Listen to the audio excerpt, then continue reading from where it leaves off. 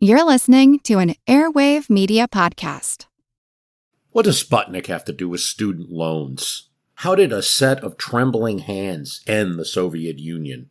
How did inflation kill moon bases? And how did a former president decide to run for a second non-consecutive term? These are among the topics we deal with on the My History Can Beat Up Your Politics podcast. We tell stories of history that relate to today's news events. Give a listen. My History Can Beat Up Your Politics, wherever you get podcasts.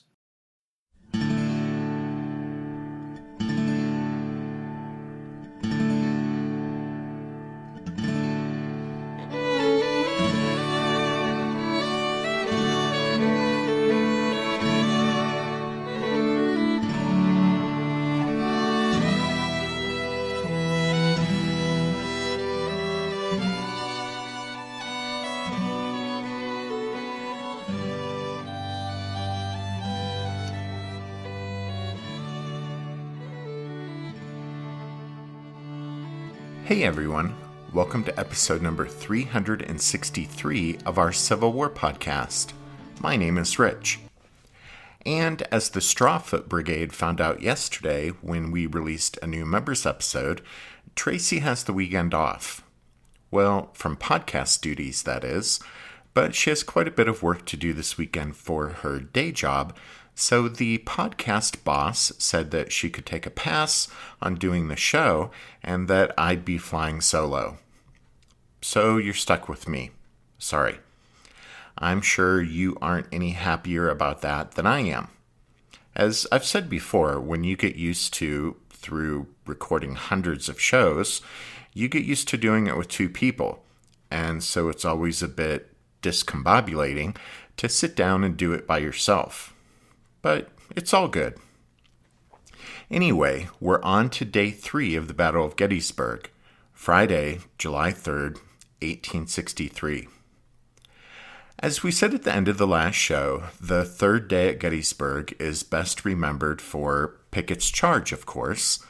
But on July 3rd, there was also hours of combat on Culp's Hill, some deadly skirmishing between the lines throughout the morning, particularly around the Bliss farm, and no less than 4 cavalry engagements scattered around here and there. So that means we have quite a bit to cover with regard to the third day of the battle, and cover it we will, because after 2 days of bloody fighting, the battle's final outcome was still as uncertain as it had been when the first shot was fired.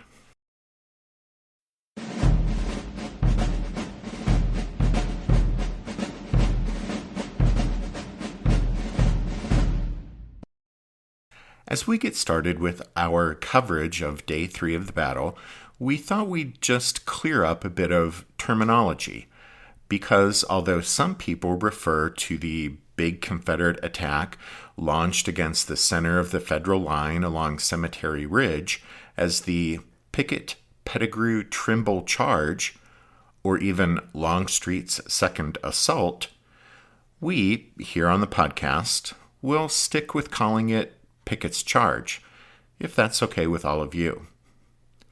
But no matter how one refers to it, that attack remains, without question, the Civil War's most legendary charge, and has naturally come to dominate the history of the third day of the battle. But, and we find this terribly interesting, Pickett's charge was not Robert E. Lee's original plan for the day. I know. What? But it's true. If you guys will recall, we said that Lee's report stated that, as far as July 3rd, quote, "It was determined to continue the attack. The general plan was unchanged," end quote. The key there is not that his decision was to continue attacking. I mean, that's not a shocker, right? Lee's thought was that after 2 days of terrific combat, he was close to achieving the crushing battlefield victory he'd come north seeking. Lee believed that his army's assaults the previous day, on July 2nd, had come close, very close to smashing the Federal lines. So it's no surprise Lee decided to continue hammering the enemy on July 3rd. But when Lee said the general plan was unchanged, it's important to understand that his original plan for Day 3 of the battle wasn't Pickett's charge. Instead, the Confederate commander wanted to simply pick back up where the previous day had left off. That is, by renewing the attack at daybreak with a simultaneous advance by both Longstreet on the right and Ewell on the left. For now, suffice it to say that, as was the case on July 2nd, things again went poorly for Lee on July 3rd. The fighting did commence at daybreak on the 3rd, but it was actually the Federals who delivered the first punch. Determined to regain their entrenchments lost the night before on Culp's Hill and to drive the rebels from that important position, the Union soldiers of the 12th Corps were ready to launch an attack at the crack of dawn on this part of the battlefield.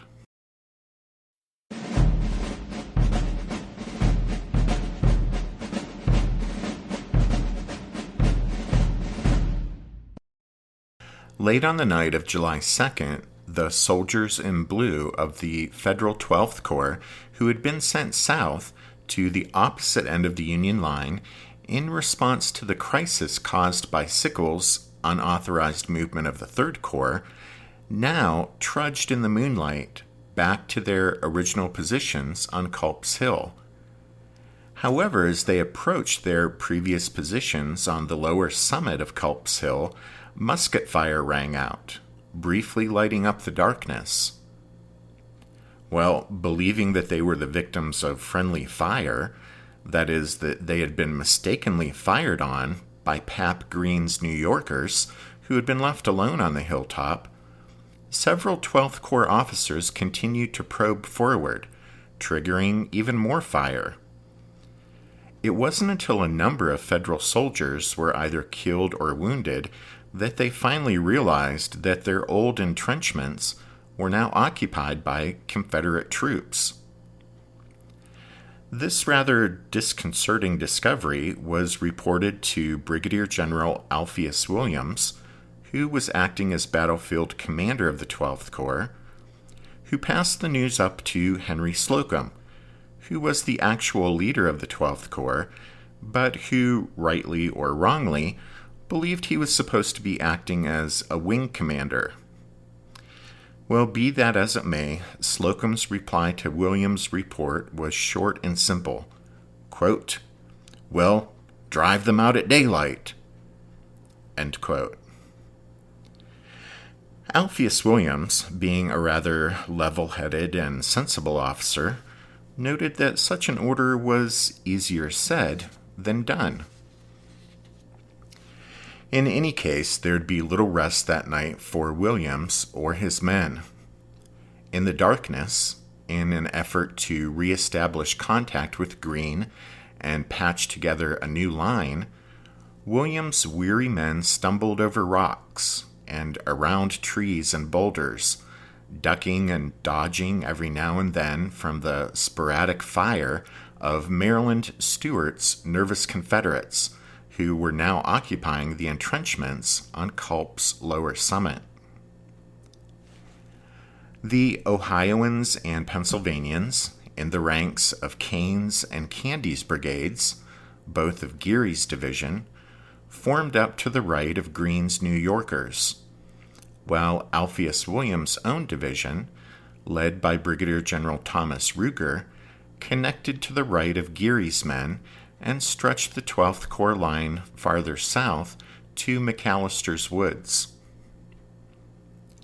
While his men stumbled and fumbled their way into position, Williams gathered his subordinates and explained his plan to drive the rebels out at daylight. He explained, quote, "We will hold the position we now have until morning. Then from these hills back of us, we will shell hell out of them." End quote. Following that artillery barrage, the Federal infantry was to then advance.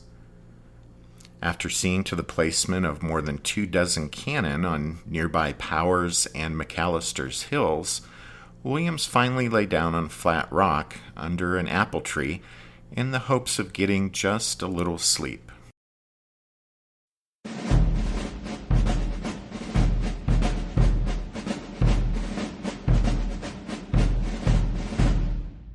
Did archaeologists discover Noah's Ark? Is the rapture coming as soon as the Euphrates River dries up? Does the Bible condemn abortion? Don't you wish you had a trustworthy academic resource to help make sense of all of this? Well, I'm Dan Beecher, and he's award-winning Bible scholar and TikTok sensation Dr. Dan McClellan, and we want to invite you to the Data Over Dogma podcast, where our mission is to increase public access to the academic study of the Bible and religion, and also to combat the spread of misinformation about the same. But, in a fun way. Every week we tackle fascinating topics, we go back to source materials in their original languages, and we interview top scholars in the field. So whether you're a devout believer, or you're just interested in a clear-eyed, deeply informed look at one of the most influential books of all time, we think you're going to love the Data Over Dogma podcast, wherever you subscribe to awesome shows. What's something you learned in history class that you feel wasn't the whole truth? Better yet, what's something you didn't learn at all that was omitted completely? That's what I'd like to call redacted history. I believe that all history, no matter how good or bad, needs to be told. There are wars, massacres, battles, and entire historical events that are just not in our school's history books. Have you ever heard of Mary Bowser? I didn't think so. My name is Andre White, the host of the Redacted History Podcast, the place where history's forgotten events, heroes, and villains get their story told, one episode at a time. So come huddle around the campfire with me and get ready to hear the stories that you were robbed of. And get comfortable. We're going to be here a while. The Redacted History Podcast. Real history never dies. Stream the Redacted History Podcast on Apple Podcasts, Spotify, or wherever else you get your podcasts. Alpheus Williams and his 12th Corps soldiers weren't the only ones preparing to carry out an early morning attack on Culp's Hill. Having received orders from Robert E. Lee to renew the fight on his front at daybreak on July 3rd, Dick Ewell, late on the night of the 2nd, met with his lieutenants and worked out a plan on how to best go about striking the Yankees again. Several of Ewell's subordinates objected to a renewal of the attack. They believed the enemy positions on Culp's and Cemetery Hills were too strong. However, Ewell disagreed. He believed the Federal lines could be broken if attacked again. The only question was where to strike. Harry Hayes, whose Louisianans had suffered heavy losses in the twilight attack up the slopes of Cemetery Hill, argued that it would be useless to try that again, and Ewell agreed. That meant the attack on July 3rd would be carried out on Allegheny Johnson's front, against Culp's Hill, where some of his men at least had a foothold on the lower summit. In preparation for this attack, Ewell added more men to Johnson's lines. Overnight, O'Neill's and Daniel's brigades from Rhodes' division were sent over, as well as 3 of Extra Billy Smith's regiments from Early's division. In addition, with the belated arrival of Jeb Stuart's cavalry at Gettysburg, the Stonewall Brigade had been relieved of its duties protecting the Army's far left flank, so Johnson would also have it on hand at daybreak. The addition of those extra units essentially doubled the number of troops that Allegheny Johnson would have at his disposal for the attack on the morning of the 3rd. But, with the return of the Federal 12th Corps soldiers to the scene late on July 2nd, the Confederates attacking Culp's Hill would actually now be confronting equal numbers of Yankees, not just Greene's sole brigade of New Yorkers. And the rebels, of course, would also still be attacking what was still a formidable defensive position.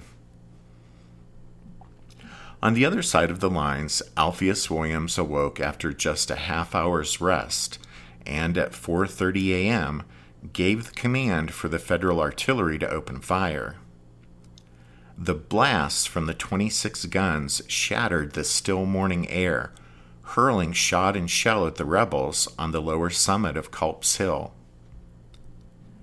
The Confederate soldiers of Maryland Stewart's brigade, on the left of Allegheny Johnson's line and occupying the entrenchments there, were particularly exposed to the incoming artillery fire.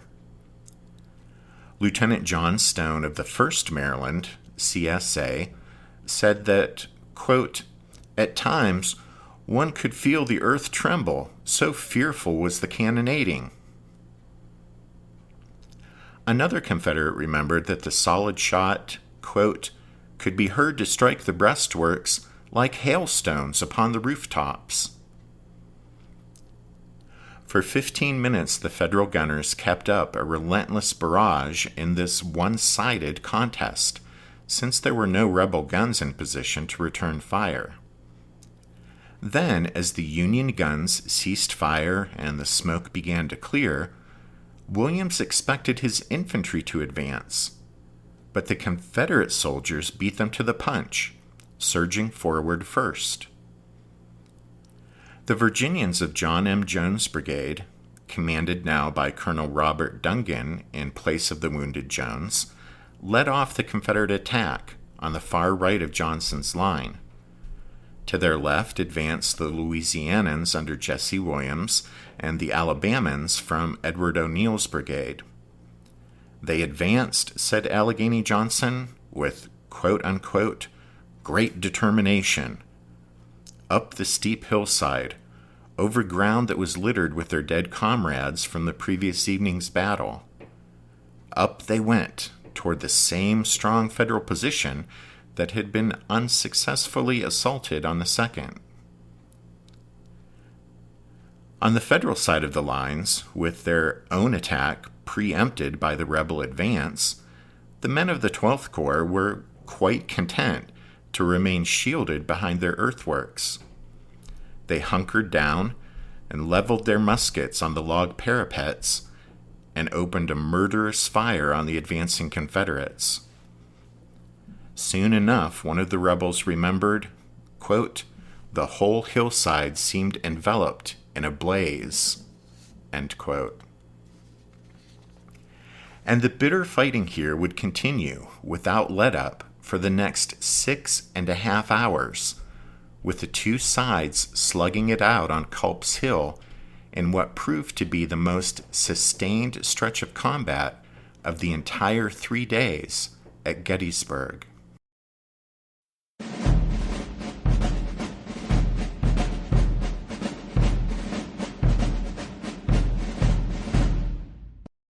From his headquarters over yonder on Seminary Ridge, Robert E. Lee could hear the sounds of battle coming from the direction of Culp's Hill. He had worked out his plan for July 3rd late the night before and had sent out the necessary orders. As he later explained it, the general plan was unchanged. Ewell was to renew the fight at daybreak against the Federal right, while Longstreet, reinforced by the arrival of George Pickett's division of Virginians, would pick back up from where his big attack had left off, and with the 3 divisions of his corps now together, he would roll up the Union position on Cemetery Ridge. With the sounds of fighting drifting in from Ewell's front early that Friday morning, Lee was satisfied that at least one of his corps commanders was faithfully carrying out his orders. And so he mounted his horse and rode south toward Longstreet's position, expecting to see those troops moving to attack the enemy as well. His hopes for July 3rd were that his orders would be better executed and that his army's attacks would be better coordinated than they had been the previous day. But as he rode south along Seminary Ridge toward Longstreet's headquarters, Lee was no doubt troubled by finding this part of his lines quiet. Hood's and McLaws' men were not in motion, and Pickett's division was nowhere to be found. The puzzled Confederate commander soon found Longstreet, who explained that he was just then preparing to swing around the Federal left. Old Pete explained, "General, I've had my scouts out all night, and I find that you still have an excellent opportunity to move around Meade's army and maneuver him into attacking us." Well, Lee, his patience surely wearing thin, immediately shot down this idea of Longstreet's, again, and, pointing towards Cemetery Ridge, he emphatically told Longstreet, "The enemy is there, and I am going to strike him." With the morning already wearing away, and with Ewell's fight for Culp's Hill continuing to rage, Lee's first thought was simply to await the arrival of Pickett's division, which was just then coming up from its bivouac sites 4 miles away, and once it arrived, to then have Longstreet advance as planned with his entire corps. But Longstreet objected, pointing out that Hood's and McLaws' divisions had been badly cut up the day before, suffering more than 4,000 casualties, and that if those two formations advanced today as Lee proposed, it would simply expose the Confederate Army's right and rear to Federal troops posted on Little Round Top, offering an inviting target to Meade. It was now apparent to a surely disappointed and annoyed Lee that he would have to fashion an entirely new plan of attack here for striking the Federals across the way. Looking eastward and scanning Cemetery Ridge as the sun continued to climb into the sky, the Confederate commander ultimately decided to strike directly against the center of the enemy's lines, which he thought must be the weakest part of the Yankees' position, after they had drawn off troops to reinforce the right and left ends of their lines on July 2nd. And so now, here on the 3rd, with his original plan for Longstreet now scrapped, Lee decided that Plan B would be for Pickett's 3 brigades, along with 6 others from A.P. Hill's corps, to make a massive assault directly against the Union center. To weaken the Federal lines on Cemetery Ridge further, this attack would be preceded by a tremendous artillery bombardment, using every gun the Confederates could bring to bear. Longstreet listened patiently as Lee explained the new plan, a plan to hurl 15,000 men directly against the enemy center, there 3/4 of a mile away, across open, rolling ground. Feeling it was his duty as Robert E. Lee's second-in-command to voice his objections, Old Pete famously told Lee, "General, I've been a soldier all my life. I've been with soldiers engaged in fights by couples, by squads, companies, regiments, divisions, and armies, and should know, as well as anyone, what soldiers can do. It is my opinion that no 15,000 men ever arrayed for battle can take that position." But Robert E. Lee would not be deterred. The attack would proceed, and Longstreet, despite his objections, would be the one to oversee it.